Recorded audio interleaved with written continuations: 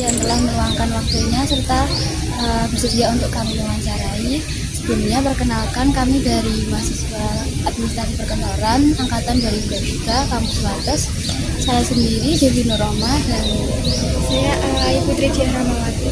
Saya Winda Nur Supriyani. Saya Alif dari Nama Malia. Saya Ci Zambarwati. saya Faiza Handimadan. Maksud dan tujuan kami untuk mewawancarai itu untuk pemenuhan tugas mata kuliah teknik presentasi dengan materi komunikasi antar dosen dan mahasiswa. Langsung aja Bu ke pertanyaan yang pertama, bagaimana Anda menyesuaikan gaya komunikasi Anda saat mengajar mahasiswa dari berbagai latar belakang? Oke, kalau untuk kita menyesuaikan komunikasi ya, kan sebenarnya mahasiswa itu kan latar belakangnya banyak dan dari berbagai macam karakteristik ya. Apalagi kalau di zaman sekarang, bagaimana caranya dosen itu masuk ke kehidupan mereka. Sebenarnya untuk bahasa-bahasa mereka sehari-hari pun udah beda dari zaman saya yang dulu sampai yang sekarang. Bagaimana cara saya menyesuaikan ya dari mahasiswanya.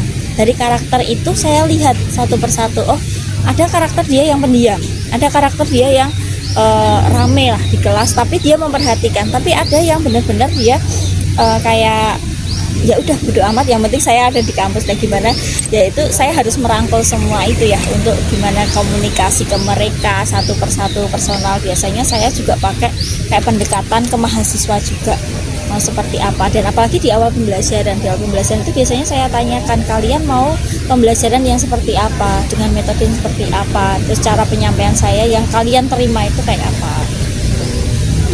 Jadi mengenal lebih dalam ke mahasiswa dulu ya. Ya, kan kita lihat sebenarnya screening awal itu kan kita melihat mahasiswa itu seperti apa, itu kan udah kelihatan. Ada yang dia benar-benar introvert, ada yang ekstrovert, ada yang dia masih malu-malu kayak gitu kan ya, kelihatan sebenarnya kayak gitu. Nah, itu kan biasanya kalau di akuntansi pun saya akan tanyakan ke mereka, kira-kira udah dapat akuntansi belum ya, kayak gitu. Kalau yang udah tuh biasanya udah kamu di belakang aja, kalau enggak campur duduknya. Jadi yang bisa sama belum bisa itu gabung jadi Biar setara gitu. ya. Terus jangan sampai nih yang rame ketemu rame ya. Nah itu bubar habis itu ya. Dan jangan juga yang pendiam sama pendiam, jangan bisa juga nanti. Harus dicampur gitu. Baik, yang kedua, bagaimana Ibu menjelaskan konsep akuntansi yang rumit kepada mahasiswa yang mungkin kurang menguasai dasar-dasar? Nah, ini kan saya mulai ngajar di ADP juga untuk akuntansi pengantar. Dimana mereka tuh pas screening awal di kontrak perkuliahan tuh saya tanyain, dari 60 mahasiswa kan sekarang 60 ya di ADP itu, di GK itu juga 60. Dari 60 itu saya tanyain mereka, siapa yang sudah dapat akuntansi, siapa yang belum dapat akuntansi, siapa yang udah pernah mengenal akuntansi, dan siapa yang sama sekali belum.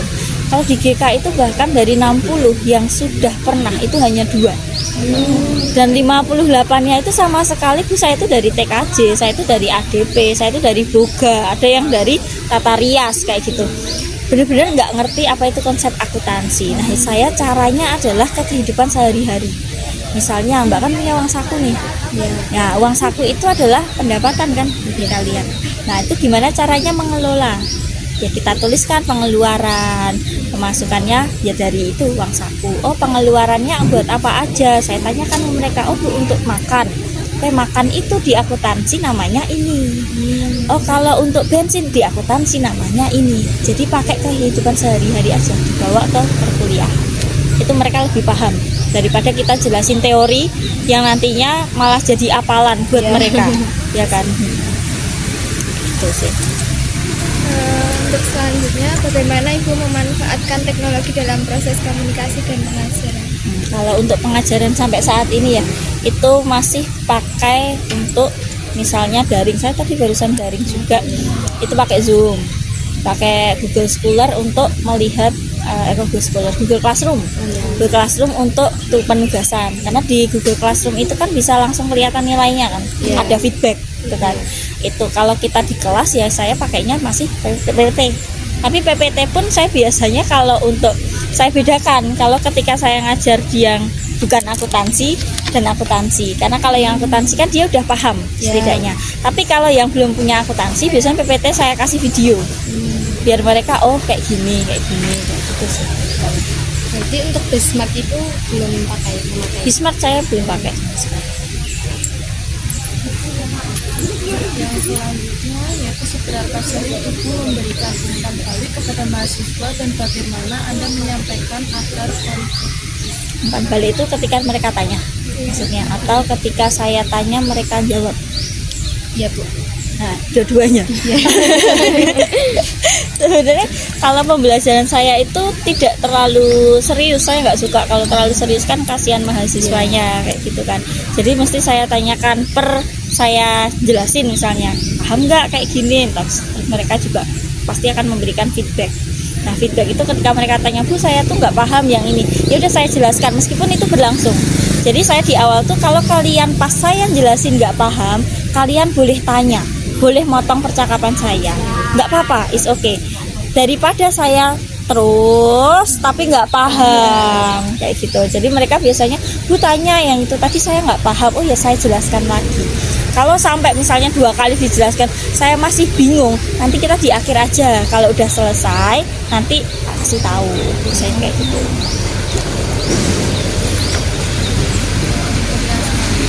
yaitu bagaimana Ibu menangani situasi ketika mahasiswa tidak aktif berpartisipasi dalam diskusi kelas.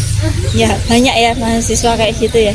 Beberapa pasti lebih cenderung pasif, apalagi kalau sesuatu hal yang mereka tidak sukai atau hitung-hitungan. Ya biasanya kan udah susah ya, karena menganggap semua itu susah. Cara saya adalah ya udah diminta untuk maju, diminta untuk coba dong kerjain, nggak apa-apa, salah orang saya nggak gigit, saya nggak marah kayak gitu. Nah mereka baru nyoba, salah nggak Bu, salah, iya nggak apa-apa. Tapi maksudnya mereka udah berani nyoba loh, mereka udah aktif loh. Jadi ya gimana caranya aja saya sebagai dosen merangkul mereka gitu. Apalagi yang nggak aktif ini kan pasti kelihatan, apalagi yang di belakang, di pojokan, atau nggak di tengah pasti duduknya. Nah dan saya tuh kalau pembelajaran tuh mesti muter, jalan, oh yang ini tadi baru ngelamun tuh kelihatan kan, oh yang ini tuh baru nggak paham kayak gitu kan kelihatan. Nah itu gimana pendekatannya aja, oh kok bisa nggak paham tadi kenapa kayak gitu. Jadi kayak saya kayak gitu sih kalau untuk akuntansi. Yang selanjutnya yaitu metode pembelajaran apa yang paling efektif untuk mengembangkan keterampilan komunikasi mahasiswa akuntansi. Pakai kalau metode itu banyak ya, metode pembelajaran kalau kalian belajar di pendidikan itu akan ada banyak metode pembelajaran yang ada project based learning, ada problem based learning, ada case study dan lain sebagainya. Kalau yang selama ini saya terapkan biar mereka komunikasinya lancar, saya pakainya itu kalau nggak project, kalau nggak problem, kalau nggak case study, studi kasus ya, case study. Jadi karena 3 ini dia pasti akan lebih mikir, dia cenderung berpikir lebih kritis, dia berpikir gimana caranya memecahkan suatu masalah, mau nggak mau dia pasti akan lebih aktif komunikasi. Jadi pakai ketiga itu. Kalau untuk mancing komunikasi sebenarnya 3 itu udah cukup, apalagi kita adakan kayak diskusi kecil ke kelompok-kelompok, oh bikin kelompok kita diskusi. Nah setelah itu gantianlah ke kelompok lain. Nah itu kan mereka akan komunikasi. Apalagi kalau dibikin semacam presentasi pun juga bisa. Tapi ada beberapa pasti yang pilih diem, dari pertemuan pertama sampai pertemuan terakhir pilih diem kan, kayak gitu. Jadi gimana caranya aja semuanya bisa rata untuk berkomunikasi ya lewat itu bisa. Presentasi juga bisa. Presentasi pun juga tidak membuat PowerPoint itu kan poin, bukan membuat word gitu. Jadi gimana caranya kita komunikasi. Untuk selanjutnya, apa saja hambatan yang sering Ibu lalui pada saat pembelajaran menggunakan teknologi e-learning? E-learningnya ini yang di dalam kelas atau ketika di dalam kelas? Kalau di dalam kelas itu kalian tahu ya fasilitas kampus ya. Kadang kayak kadang LCD-nya nggak proper, mati, terus kadang kalau saya nampilin video itu kan kadang suaranya nggak ada. Nah kita harus cari bawa sendirilah itu speaker kayak gitu, kayak modal sendiri untuk bisa pembelajarannya lebih kayak gitu. Jadi kendala-kendalanya paling di teknis aja, tiba-tiba LCD-nya mati, kalau nggak tiba-tiba videonya nggak jalan ya, kayak gitu aja sih. Nggak ada kendala yang banget. Pertanyaan selanjutnya, apa saja yang Ibu lakukan agar pembelajaran berlangsung tidak membosankan dan mahasiswa dapat menerima materi tersebut? Yang saya lakukan ya itu pendekatan ke mahasiswanya seperti apa. Jadi ngobrol aja ke mahasiswa. Kayak saya tuh santai Mbak. Kalau ngajar ya santai aja. Oh dari sini paham nggak? Oh paham, kita lanjut. Nggak paham ya udah, nanti diselingi aja dengan apa sih, trivia ya. Trivia tuh apa? Trivia tuh ya hiburan sedikit. Kalau mereka udah capek banget, karena kalau apalagi akuntansi itu ketemu saya kadang sehari 4 jam. 4 jam. Iya, jadi setengah 8 tuh kelar jam setengah 12. Ya, jadi ya pakai trivia aja, kayak jokes yang nggak lucu sebenarnya, tapi mereka pun seneng gitu. Menghargai. Iya, mereka pun seneng, apalagi kalau ngerjain kan bosen-bosen ya, gitu kan. Di pendekatan aja, diajak ngobrol satu-satu. Ini saya muter-muter aja. Terus pakai apa, medianya. Kalau nggak bosen tuh sebenarnya ya dari media, dari cara kita menyampaikan. Terus metode pembelajarannya diubah-ubah, nggak selalu kita ngerjain tugas terus kan bosan, dan nggak selalu kita presentasi terus kan lama-lama juga bosan. Jadi kayak ada kuis juga. Ada. Jadi di kontra awal pun saya kasih tahu nanti pasti akan ada kuis, nanti akan ada latihan soal, tapi kuis itu kan dadakan kayak gitu, nggak akan saya kasih tahu nih kapan kayak gitu. Jadi kayak kejutan aja ketika mereka tiba-tiba bosan, kita cari aja kuisis, bikin soal dikit terus mereka iniin, atau kalau enggak ada tebaan berhadiah kayak gitu, mereka udah cair lagi biasanya. Kalau menurut Ibu itu kalau tiap minggu ada presentasi itu efektif nggak sih Bu? Enggak. Kadang tiap hari mahasiswa yang presentasi gitu kan tiap minggu. Iya, ada ya. Sebenarnya ada dosen yang kayak gitu. Maksudnya ya pasti ada. Jadi kayak cuman nyuruh presentasi setiap pertemuan tanpa adanya dosen yang menjelaskan. Akan lebih efektif saya rasa ketika dua arah. Jadi kita presentasi mahasiswa, tapi kan mahasiswa itu mendapatkan pengetahuan yang sebenarnya luas dan nggak pasti kan. Kalian nyari sendiri kan, ya nggak, tanpa kalian tahu yang benar itu apa. Sebenarnya gitu kan. Jadi biar efektif sebenarnya dosen juga masih tahu. Kayak misalnya saya nyuruh, oh besok presentasi aja ya, kita bagi berapa kelompok, 6 kelompok misalnya, satu hari 2.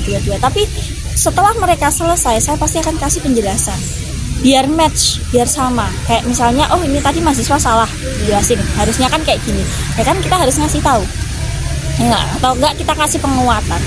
Jadi kayak mahasiswa pun juga pasti pengennya kan ini tadi apa kayak gitu kan, ini tadi yang sampaikan apa, kan kita nggak tahu itu benar atau salah. Orang mereka juga teman kita loh ya nggak, sama-sama menjelaskan, sama-sama nggak tahu ya kan.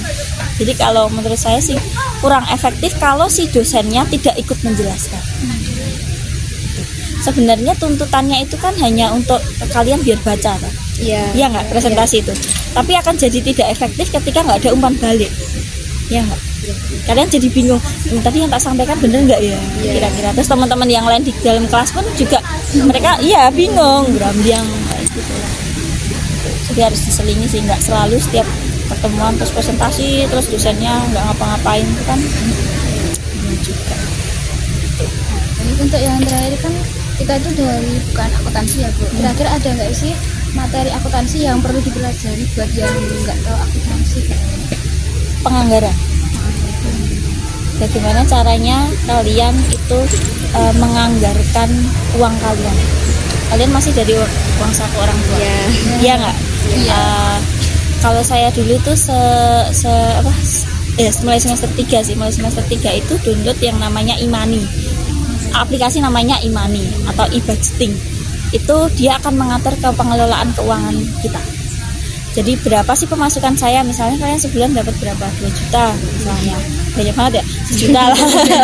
Nah dari 1 juta itu kalian anggarkan dulu, oh kira-kira untuk makan berapa, misalnya oh sebulan 600.000, kemudian untuk bensin berapa, kira-kira 100.000, untuk jajan berapa, untuk buku berapa. Jangan sampai lebih besar pengeluaran loh ya.